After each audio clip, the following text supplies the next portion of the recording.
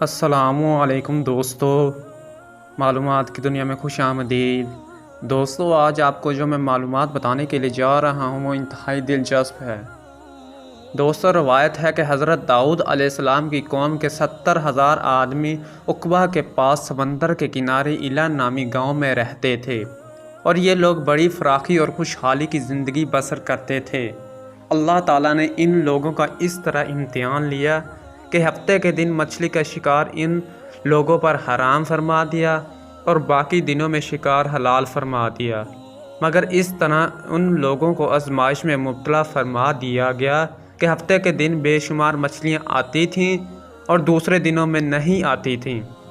تو شیطان نے ان لوگوں کو یہ حلیہ بتا دیا کہ سمندر سے کچھ نالیاں نکال کر خشکی میں چند حوض بنا لو، اور جب ہفتے کے دن ان نالیوں کے ذریعے مچھلیاں حوض میں آ جائیں تو نالیوں کا منہ بند کر دو اور اس دن شکار نہ کرو، بلکہ دوسرے دن آسانی کے ساتھ ان مچھلیوں کو پکڑ لو۔ ان لوگوں کو یہ شیطانی حلیہ بازی پسند آ گئی، اور ان لوگوں نے یہ نہیں سوچا کہ جب مچھلیاں نالیوں اور حوضوں میں مقید ہو گئیں تو یہی ان کا شکار ہو گیا۔ تو ہفتے ہی کے دن شکار کرنا پایا گیا جو ان کے لیے حرام تھا۔ اس موقع پر ان یہودیوں کے 3 گروہ ہو گئے۔ پہلا، کچھ لوگ ایسے تھے جو شکار کے اس شیطانی حلیے سے منع کرتے رہے اور ناراض و بیزار ہو کر شکار سے باز رہے۔ نمبر 2، اور کچھ لوگ اس کام کو دل سے برا جان کر خاموش رہے، دوسروں کو منع نہ کرتے تھے، بلکہ منع کرنے والوں سے یہ کہتے تھے کہ تم لوگ ایسی قوم کو کیوں نصیحت کرتے ہو جنہیں اللہ تعالیٰ ہلاک کرنے والا یا سخت سزا دینے والا ہے۔ اور نمبر 3، کچھ وہ سرکش نافرمان لوگ تھے جنہوں نے حکم خداوندی کی اعلانیہ مخالفت کی اور شیطان کی حلیہ بازی کو مان کر سنیچر کے دن شکار کر لیا اور ان مچھلیوں کو کھایا اور بیچا بھی۔ جب نافرمانوں نے منع کرنے کے باوجود شکار کر لیا تو منع کرنے والی جماعت نے کہا، اب ہم ان مسیحت کاروں سے کوئی میل ملاپ نہ رکھیں گے۔ چنانچہ ان لوگوں نے گاؤں کو تقسیم کر کے درمیان میں ایک دیوار بنا لی اور آمد و رفت کا ایک الگ دروازہ بھی بنا لیا۔ حضرت داؤد علیہ السلام نے غضبناک ہو کر شکار کرنے والوں پر لعنت فرما دی۔ اس کا اثر یہ ہوا کہ ایک دن خطا کاروں میں سے کوئی باہر نہیں نکلا تو انہیں دیکھنے کے لیے کچھ لوگ دیوار پر چڑھ گئے، تو کیا دیکھا کہ وہ سب بندروں کی صورت میں مسخ ہو گئے ہیں۔ دوستو، اب لوگ ان مجرموں کا دروازہ کھول کر اندر داخل ہوئے تو وہ بندر اپنے رشتہ داروں کو پہچانتے تھے اور ان کے پاس آ کر ان کے کپڑوں کو سونگھتے تھے اور زور و قطار روتے تھے، مگر لوگ ان بندر بن جانے والوں کو نہیں پہچانتے تھے۔ ان بندر بن جانے والوں کی تعداد 12,000 تھی۔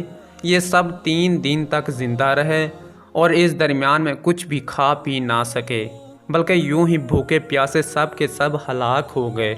شکار سے منع کرنے والا گروہ ہلاکت سے سلامت رہا، اور صحیح قول یہ ہے کہ دل سے برا جان کر خاموش رہنے والوں کو بھی اللہ تعالیٰ نے ہلاکت سے بچا لیا۔ اس واقعے کا اجمالی بیان تو سورۃ بقرہ کی اس آیت میں ہے۔ ترجمہ: اور بے شک ضرور تمہیں معلوم ہے تم کہ وہ جنہوں نے ہفتے میں سرکشی کی تو ہم نے ان سے فرمایا کہ ہو جاؤ بندر دھتکارے ہوئے۔ اور مفصل واقعہ سورۃ الاعراف میں ہے، جس کا ترجمہ یہ ہے، اور ان سے حال پوچھو اس بستی کا کہ دریا کنارے تھی، جب وہ ہفتے کے بارے میں حد سے بڑھتے، جب ہفتے کے دن ان کی مچھلیاں پانی پر تیرتی ان کے سامنے آتیں، اور جو دن ہفتے کا نہ ہوتا نہ آتیں۔ اس طرح ہم انہیں آزماتے تھے ان کی بے حکمی کے سبب۔ اور جب ان میں سے ایک گروہ نے کہا، کیوں نصیحت کرتے ہو ان لوگوں کو جنہیں اللہ ہلاک کرنے والا ہے یا انہیں سخت عذاب دینے والا ہے؟ بولے، تمہارے رب کے حضور معذرت کو، اور شاید انہیں ڈر ہو۔ پھر جب وہ بھلا بیٹھے جو نصیحت انہیں ہوئی تھی ہم نے بچا لیے وہ جو برائی سے منع کرتے تھے، اور ظالموں کو برے عذاب میں پکڑا بدلہ ان کی نافرمانی کا۔ پھر جب انہوں نے منمانت کے حکم سے سرکشی کی ہم نے ان سے فرمایا، ہو جاؤ بندر دھتکارے ہوئے۔